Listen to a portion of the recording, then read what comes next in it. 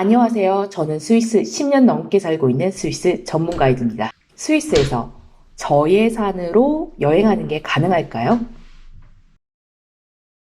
젊은 시절 배낭여행 같이 초저예산보다는 스위스 물가에 맞춘 저예산에 너무 힘들지 않게 중간중간 약간 품위를 넣어서 알려드릴게요. 2025년 기준 인천국제공항에서 쥐리히로 직항 운행하는 항공사는 두 곳입니다.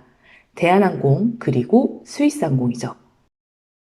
비수기든 성수기든 직항 항공은 비싸니 제외하고요. 상대적으로 중동 항공사들이 비교적 저렴한 편이니 에티하드 이코노미를 추천해요. 그래도 긴 항공에 조금 편하게 오시고 싶다 하시는 분들은 해외 출장을 자주 가는 가족들의 마일리지를 슬쩍 눈여겨보셔도 좋고요. 이코노미 플러스나 비즈니스로 업그레이드 하시는 항공편을 선택하시는 방법도 있죠. 스위스 올 때 가장 저렴할 때가 있을까요? 라고 물으신다면 11월, 2월, 3월입니다. 항공권만큼 크게 들어가는 부분이 바로 숙소입니다. 사람마다 여행에 중요시하는 포인트들이 있는데 숙소도 그 부분 중 한 곳이죠. 2인이 여행한다는 가정하에 보겠습니다. 보고 싶은 게 많으니 지역도 움직이고 적당한 시설도 맞아야 한다면 제일 싼 건 유스 호스텔이죠. 여러분, 유스 호스텔이 한 방에 침대 6개, 10개 같이 다인실만 있는 게 아닙니다. 제가 그 품위를 한 스푼 넣는다고 말씀드렸잖아요. 여기에 2인실도 있습니다. 유스 호스텔의 장점. 일단 위치가 굉장히 좋습니다. 보편적으로 방이 호텔보다 더 크게 나옵니다. 무엇보다 어딜 가든 스위스 호텔이 전반적으로 굉장히 깨끗한 게 장점이죠. 하지만 단점은 2인실이 많지 않습니다. 엄청 빨리 예약해야 합니다. 샤워실도 공용인 경우가 대다수죠. 유스 호스텔 2인실을 추천하는 이유는 조금 넓은 방, 그리고 특히 위치를 고려한다면 웬만한 호텔 2성급 혹은 3성급보다 유스 호스텔이 괜찮다고 생각하기 때문이에요. 스위스 물가가 굉장히 비싼 편이죠. 한국에서 햇반에 마른 멸치 이고지고 와도 좋지만 전 일정을 모두 한국에서 조달해온 음식으로 먹기에는 다소 어렵습니다. 숙소에 냉장고가 없거나 전자레인지가 없는 경우도 흔하거든요. 여행용 햇반포트 가져오시는 여행객들이 좀 있는데요. 원칙상으로는 그 조리가 안 되는 곳이 대부분이니까 미리 숙박업소에 꼭 물어보시고 사용하시면 되십니다. 우리 벌금 내면 너무 속상하잖아요. 여행 와서 현지식도 좋지만 내 속도 편한 그리고 익숙한 한식으로 드시고 싶으시다면 조리가 가능한 곳으로 숙박을 와서 잡을 수 있습니다. 이제 스위스에서 저렴하게 그리고 다양한 메뉴를 즐길 수 있는 곳을 소개해 드릴게요. 체인점인 콥에서 운영하는 뷔페식 식당입니다. 지역마다 다르지만 보통 늦은 오후 정도까지 운영해요. 점심 식사 위주라고 보시면 좋고요. 인터라켄을 포함한 대부분 여행자들이 가는 큰 도시엔 그 콥 레스토랑이 있습니다. 쉽게 찾으실 수 있어요. 무게로 접시에 담아내서 금액이 결정되는 뷔페식도 있고요. 따뜻한 음식도 해주는 코너도 있죠. 전반적으로 가격도 저렴하고 메뉴도 매일 바뀌고 하니 금액에 부담 없이 다양한 메뉴를 맛볼 수 있는 곳입니다. 그 외에는 채식을 하는 방법입니다.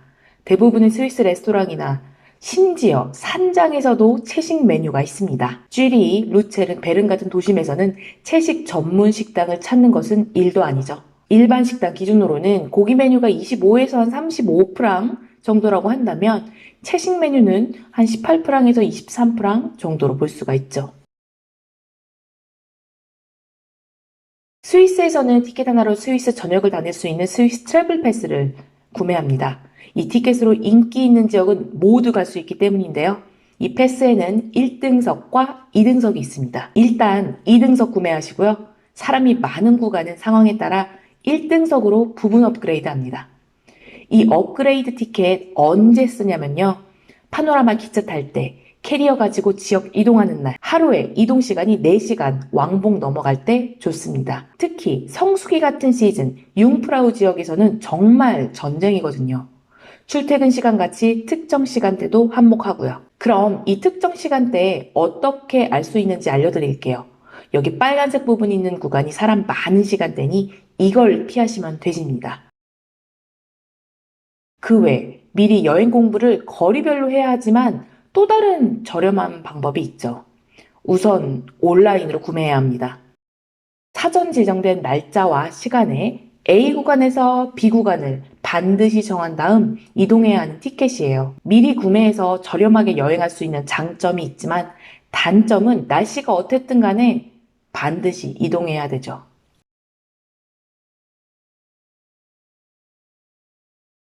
스위스에서 융프라우 가는 가이드 바로 제가 맞습니다만 이게 금액을 생각해보면 사실 굉장합니다.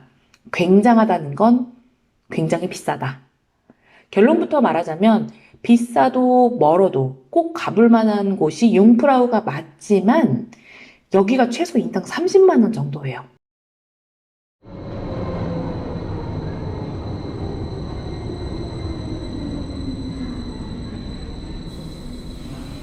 여긴 뭐 할인 없나 싶은데요.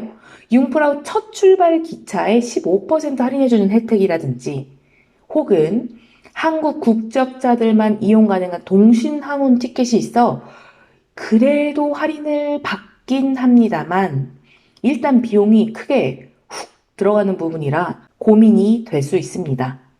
소신 있게 말하자면 일단 가신다는 가정하에 모든 융프라우 계획하시고요. 당일 날씨가 좋으면 출발하시고요. 안 좋으면 과감하게 다른 산이나 다른 지역으로 이동하시는 것을 추천합니다.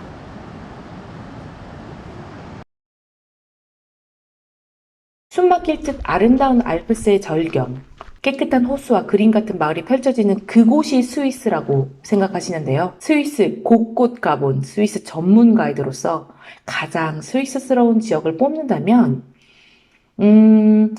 융프라우에 있는 그 지역, 베르너 오버란트, 그리고 루체른이 있는 그 스위스 중부를 뽑고 싶어요. 둘 다 그 각각의 매력이 확실히 있기 때문에 1등을 뽑기는 좀 어렵습니다.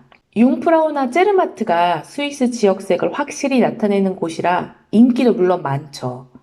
근데 아마 이 방법은 스위스를 처음 오시는 분들에게는 망설여질 수도 있는데 일단 융프라우나 제르마트를 제외하고 스위스스러운 지역 위주로 계획을 해보시는 건 어떠세요? 그렇다면 자동적으로 숙소비, 교통비, 시간 모두 줄일 수가 있습니다. 대부분의 산들은 입장료가 없고요. 외곽으로 나갈수록 넓은 숙소, 시골 동네 그대로 느껴볼 수 있죠. 네이버에도 나오지 않는 현지인들이 주로 가는 식당 가시고요. 그리고 일정 내 하루 이틀 정도는 루체른 시내 같은 관광지도 한번 기차 타고 나가시면 되죠. 여러분들이 생각하시는 스위스스러운 것은 무엇인가요? 누군가에게는 멋진 뷰가 펼쳐지는 호텔에서의 하룻밤이 스위스스러운 곳이기도 하고 기차 여행을 하면서 창밖에 보이는 풍경을 보며 커피 한잔 하는 것이 스위스스러운 곳이기도 합니다. 이상 스위스 전역 구석구석 다니는 스위스 현지 가이드 브로콜리였습니다.